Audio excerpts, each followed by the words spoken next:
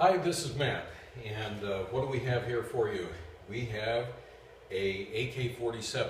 Specifically, we have a Century Arms WASR 10 AK47 sporting rifle. Now, the WASR 10 is often referred to as the AK that people love to hate. Now, the reason? Because it is entry level. This right here goes $500–600.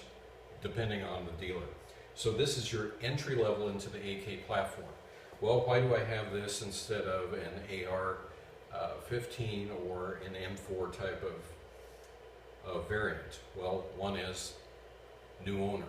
New owner had a few concerns, wanted it checked out, so that's what I'm doing right now. And I thought I'd take the opportunity to share this platform with you. Why would somebody want this versus an AR series platform? Well, one is price. This is cheaper than the average AR that you're going to find at your local gun shop or online. At this price point, it's kind of hard to beat. Also, the ammunition is a lot cheaper. Right now, ammo prices for this, which is chambered in 7.62 by 39, runs around 21 cents, 23 cents, and then it can go up from there. Whereas with the AR platform, locally, we're at 40, 50 cents, sometimes even 55 cents around.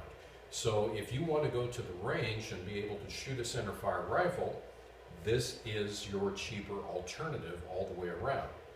Plus it's easy to maintain. Why else might you want this? Well, maybe you're a collector and you like to collect different types of firearms.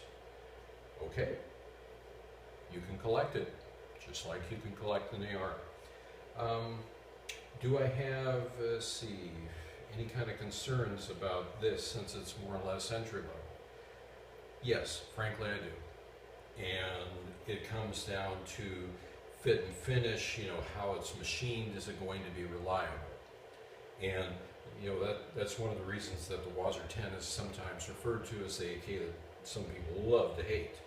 So what are the concerns of the new owner on this?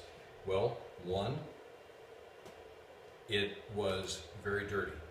It had cosmoline, grease, oil all over it.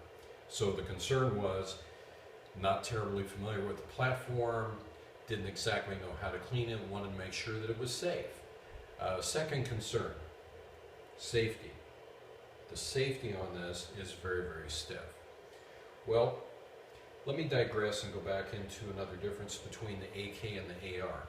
The AR-15, the M4s are often referred to as a scalpel, which means that they shoot extremely accurate over a long distance. This is oftentimes referred to as an axe, a hammer, a hatchet. Not the most accurate, especially at long range. You wouldn't exactly want to go to the Dakotas to go prairie dog hunting with one of these. Instead, you would take something else like an AR or other type of a rifle. But everything has its place. The AR is a great system, but it has a direct gas impingement system, which means that there's a little bit more maintenance associated with it. You want to run them a little bit wet. You want to make sure that you clean it.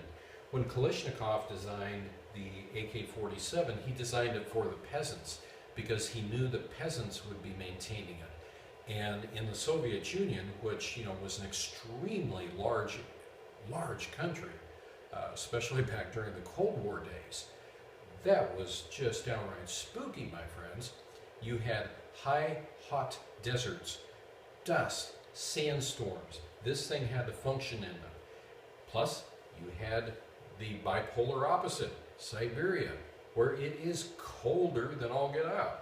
This had to simply function, and it did. Otherwise, it wouldn't have been put into production.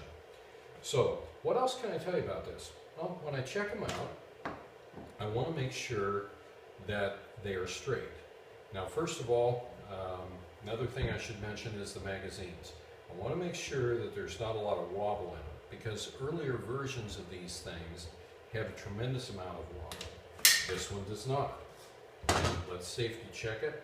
Get the safety off. Oh boy, that thing is stiff. But tell you what, we can fix that and I can show you how. It'll show up in another video.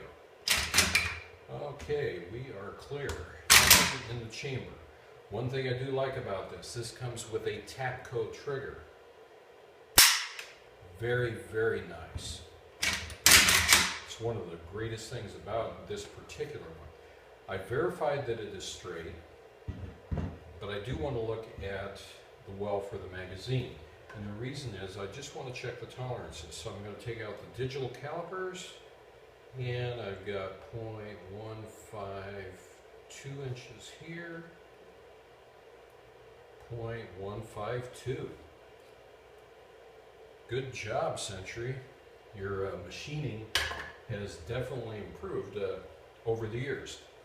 Let's see, the other thing that I like about this little guy is it comes with the mount for an optic, a scope or a red dot. That's very good. What else can I tell you about this particular platform? Well, it's lightweight, very, very easy to carry. If it gets dirty, if it gets dust, sand in it, literally you can just shake it out, not a problem. So, let's field strip it.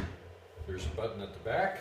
I'm going to push in on it, take the dust cover off. Ooh.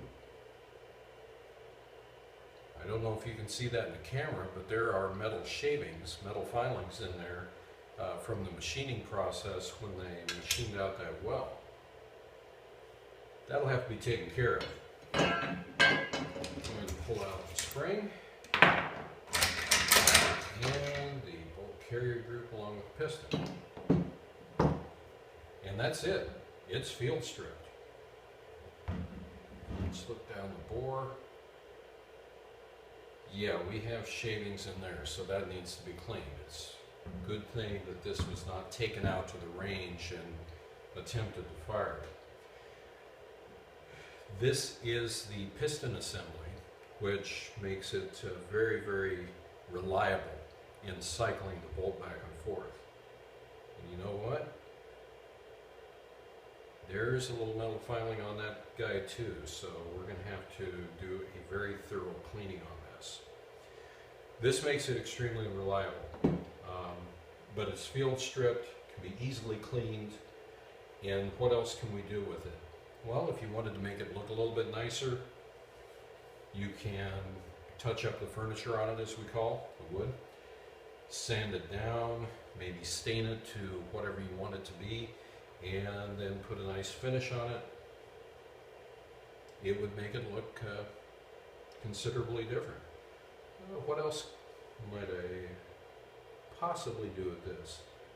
Well, you could take the bluing off of here pretty easily, actually, and spiff that up a bit if you want more of a chrome type of look to it. But aside from that, it just does the job.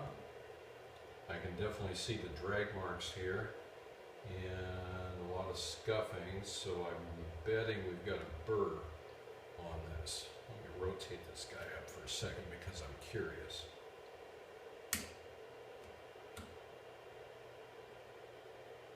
Yeah, that's not bad there, but I can definitely feel that burr. So anyway, that's it in a nutshell. If you have any interest in an AK and money being tight like it is today, I certainly cannot fault you to go and purchase a system like this. Just make sure that when you're at your local gun dealer, that what you do is you sight down this thing, you make sure as much as possible that everything is straight and that this guy here isn't canted off to the side very much.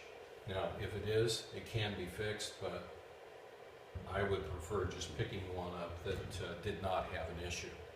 So, anyway, that's a quick overview of the WASR 10 AK47. Until next time, have a good one and be safe.